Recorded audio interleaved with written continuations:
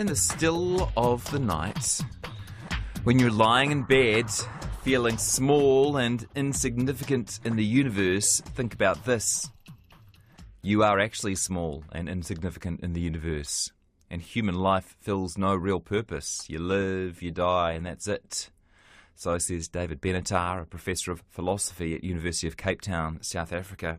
He wants us to have a difficult conversation about life, death, and mortality, one that is not tainted by optimism. David's best known for his anti-natalist view that we should stop having children because to live is to suffer, and the best way to protect children is never to have them at all. He offers his views in his new book. It's called The Human Predicament, a candid guide to life's biggest questions. And Professor David Benatar joins us now from Cape Town. Hi there. Good day. Nice to be with you. Yeah, nice to chat to you as well. Is life so bad, David? Well, I think it is. Obviously, it varies from person to person. Some people have it worse than others. But I think that even the best lives are not nearly as good as many people think. That's a conclusion that many people want to resist. And I think sometimes they want to resist it because they're in a phase of life that isn't as bad as it's going to get. And they don't really think about the future when it may get much worse. What sorts of things are you talking about when you're balancing the good stuff versus the bad stuff? Right. So I think we can balance the good stuff and the bad stuff within a single day, but also we can look at it over a lifetime. And I think certainly over a lifetime, it's quite clear that the bad outweighs the good. There are a variety of reasons for this, which perhaps I should share with your listeners. If you think about the good things and the bad things, you'll see that the bad things tend to predominate. So think about pain, for example. It tends to go on a lot longer than pleasure does. There is such a thing as chronic pain. There's no such thing as chronic pleasure. There can be ongoing satisfaction with life, but that can just be matched by ongoing dissatisfaction. If you think about how bad the worst pains are, they're going to be a lot worse than the best pleasures are good. And if you need a test of that, just think for yourself whether you would exchange, let's say, 5 minutes of the worst pains in exchange for 5 minutes of the best pleasures. I think that's the deal many people would want to take. I wonder if pain and pleasure isn't the best way to evaluate a life, though. Maybe that's where we're going wrong, that we're sort of the pursuit of pleasure is not what we should be aiming at. We should be aiming at other things like, I don't know, self-fulfillment and actualization and all those other things they recommend in self-help books in 2017. Right. Well, I was saying that pleasures and pains were just an example. I can extend it to other things in life. So think about something like knowledge. We often take knowledge to be a good thing. Now, if you think about a spectrum from, let's say, knowing nothing to being omniscient, to knowing everything that there is to know, where do we fall on that spectrum? We fall very, very close to the knowing nothing end of the spectrum. So if you're wanting to evaluate our lives on the basis of that attribute of knowledge, you'll have to reach the conclusion that we're not faring very well. If you think, let's say, that longevity is a good thing, and let's put the qualification longevity with sort of youthful vigor, if you put that as a good, and you think that you could live, let's say, for a second, or you could live for an eternity, where on the spectrum do we fall? Very close to the bottom end of the spectrum. So if you think about any of these sort of good things in life, or think about having your desires satisfied, of course, you're going to have more desires than you're going to have satisfied desires. And even when your desires are satisfied, they're not likely to remain satisfied for long because you'll have new desires coming in their wake. So I think if you think more broadly, you'll still see that there's more bad than good. And yet here we are. I'm enjoying this conversation. Well, I'm enjoying this conversation with you. I've had a nice morning with my family. Later on, I'll take a bike ride around the city, and I wonder if either you're missing something in the theory, or perhaps I'm just not realising how unpleasant life is. Is there a little trick in my mind which is telling me that things are better than they are? Yes, I think there is a trick in your mind. So there's actually very good psychological evidence that most humans have an optimism bias. And this has been demonstrated in a variety of ways. So, for example, if you ask people to recall past events, in general, people will recall the good more than the bad. If you ask them to project into the future and see where they will be with their careers or their personal life in the future, people tend to overestimate how good it'll be. If you ask people how good the quality of their life is, most people will say they're above average. It's just impossible for most people to be above average. And so there's actually pretty widespread evidence of this optimism bias. But the trick is that if we all believe the trick, it doesn't really matter, right? Well, not quite. So I think you're partly right. I think that believing that things are better than they actually are actually has a kind of feedback loop into the objective quality of your life. And it does make it a little bit better than it otherwise would be, but it doesn't make it the case that you're infallible. It doesn't make it the case that you're actually exactly right about the quality of your life. So there is a certain advantage to having an optimism bias. I think that it does increase the quality of one's life to some extent. Of course, there's a cost associated with it, and that cost is not least that you have a less accurate view. But another cost is that you're more likely, of course, to pass on this affliction to others by producing children. You've got a chapter in your book called "To Tell or Not to Tell." So did you have hesitation about sharing your pessimistic view on life? I do, because nobody really likes to hear the downside. People like to hear chipper messages. That's why there are all these self-help sections in the bookstores. People like to go and get that cheery message. And telling people that things are much worse than they think is not a message people want to hear. And I'm also sort of acutely aware of people who might already be feeling pretty desperate and then resorting to kind of draconian action as a result of reading what I say.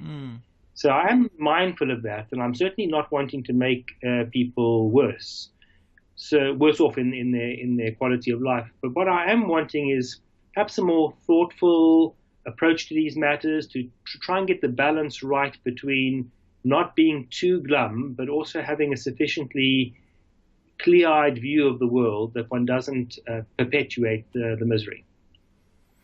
When I was describing your philosophy to one of my colleagues just before this interview, she got quite upset by the idea, and she said well, why does he bother then? If life's so terrible, why does he bother continuing?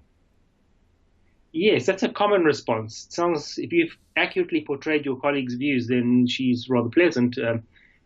Most people who offer this criticism say, well, why don't you just kill yourself? And why haven't you killed yourself already? And I have a response to that. I don't think that we have to resort to suicide in response to our condition, because I think there's a difference between coming into existence and ceasing to exist.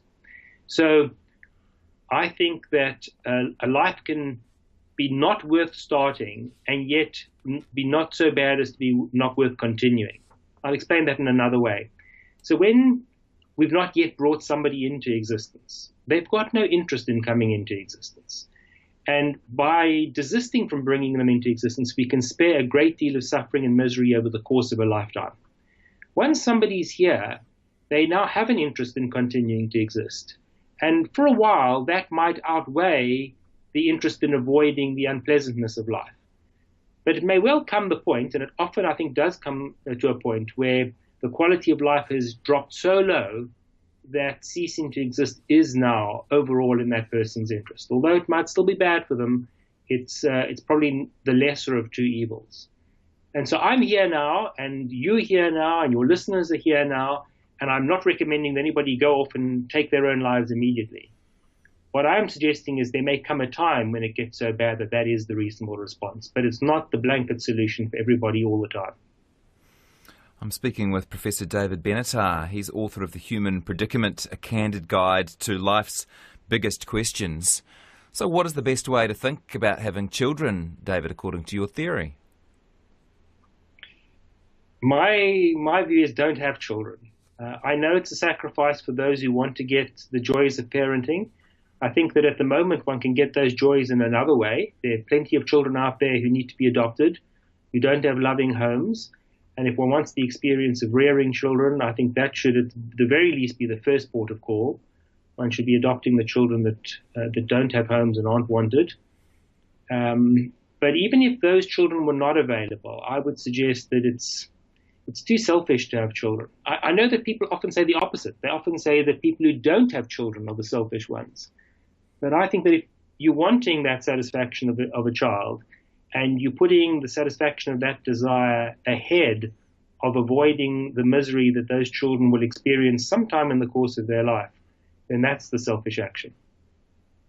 And this is a minority view, I should say, although there have been times over the last year or two when I've thought about a future where global warming is getting worse and worse and crops are starting to fail, and I do wonder if there might be a point in society where people decide that they don't want to inflict this world on a new generation.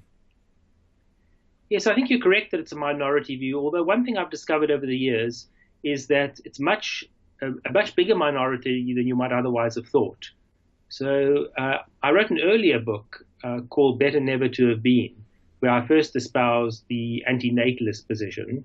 And I've received many, many communications over the years from people who, first of all, thought they were alone in having this sort of idea and have gained some comfort from knowing that they're not.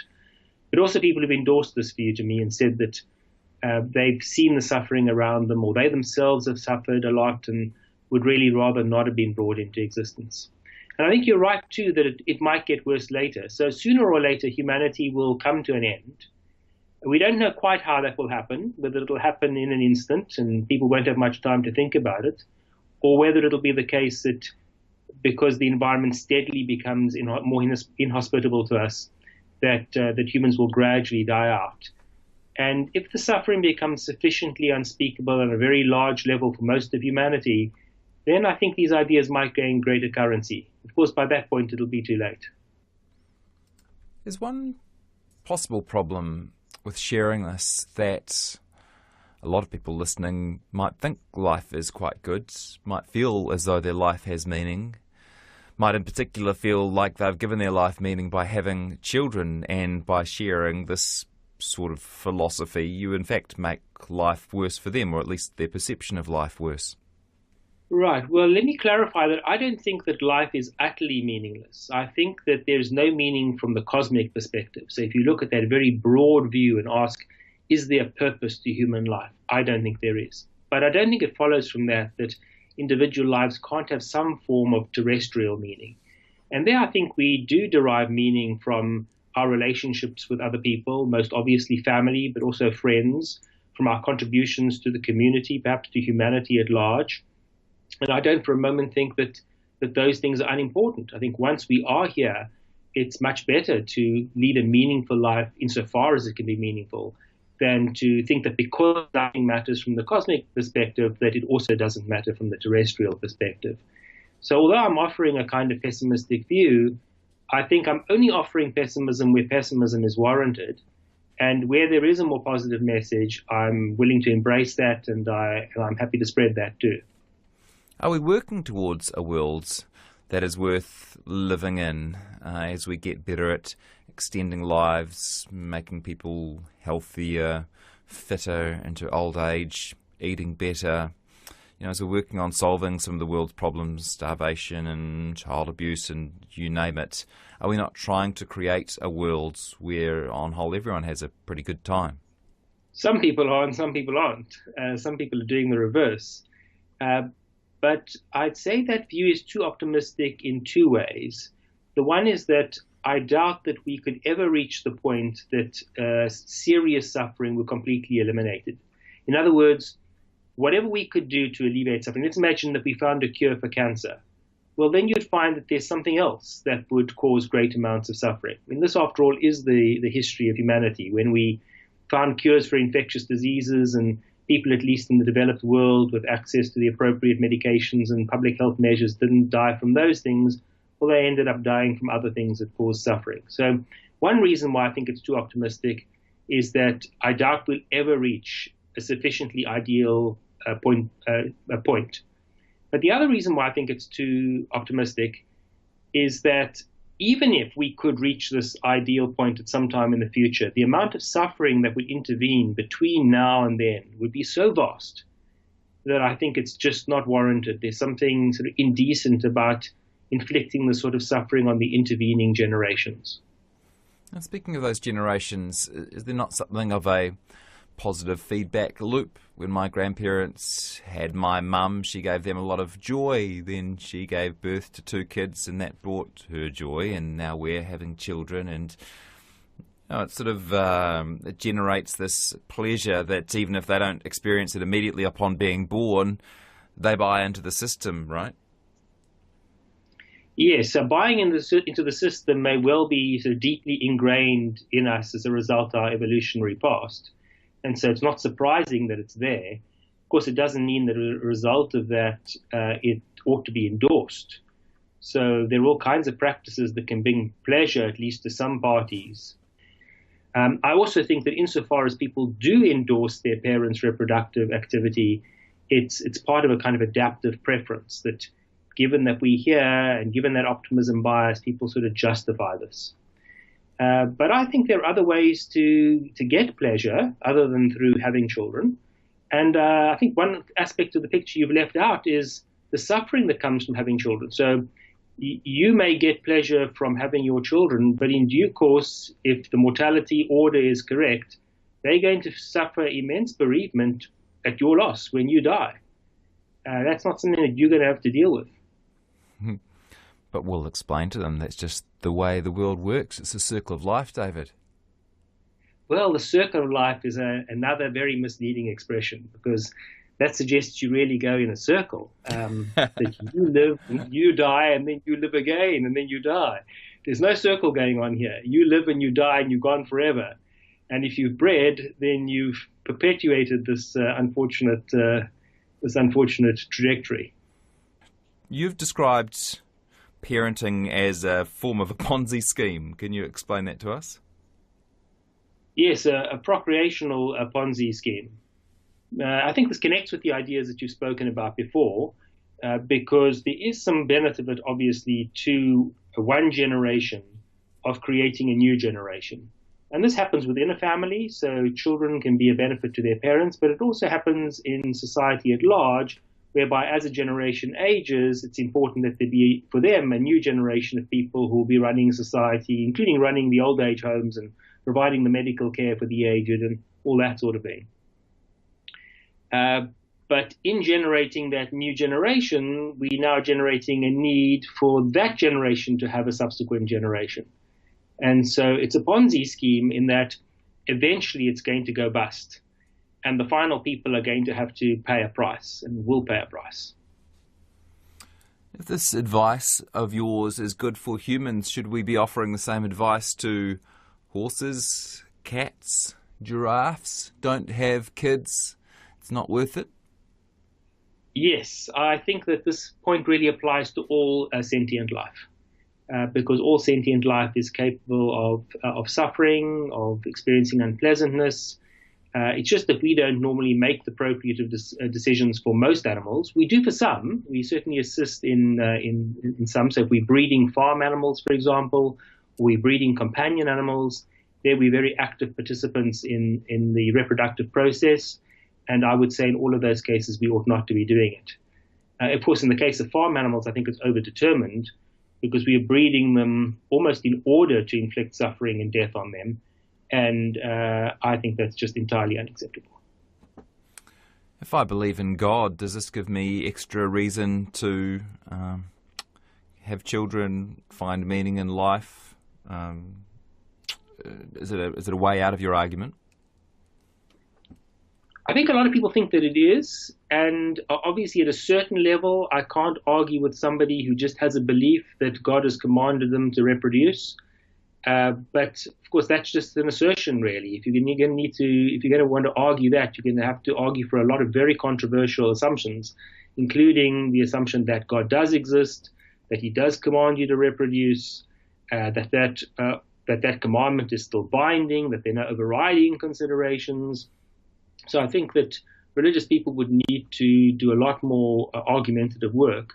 But I should add that belief in God by itself doesn't dictate a pro-natalist position. Firstly, there are religious traditions where, at least among certain people, procreation is not encouraged. So you think about within the Catholic Church, the priests and nuns are actually prohibited from engaging in the sexual activity that would lead to procreation. There have been groups such as the Shakers that have been categorically opposed to reproduction for all members of the church. And then there have been strands of religious thinking that, although they're not dominant, are antinatalist in their orientation. So if you think, for example, about the prophet Jeremiah, if you think about Job, these are people who have all expressed antinatalist views. And so I would sort of caution religious people to take a kind of more sophisticated and nuanced view and to think more deeply about these matters. I've been trying to think, I said earlier in the conversation that I wonder if your theory is missing something, or if you're missing a vital sort of link. And I wonder if that might be love, David. I wonder if you're discounting the what love gives to life, that although, yes, there are times when we're uncomfortable, we've got a headache, or we're hungry, or we're ill, but maybe you're discounting the overall feeling of well-being or goodness that love provides us, love from our friends and for our friends and family and for the world in general. Is that missing from your theory? Not at all. I think love is absolutely crucial, and it's one of the good things in life. Of course, it comes with its own downside, because when you love, you can also lose.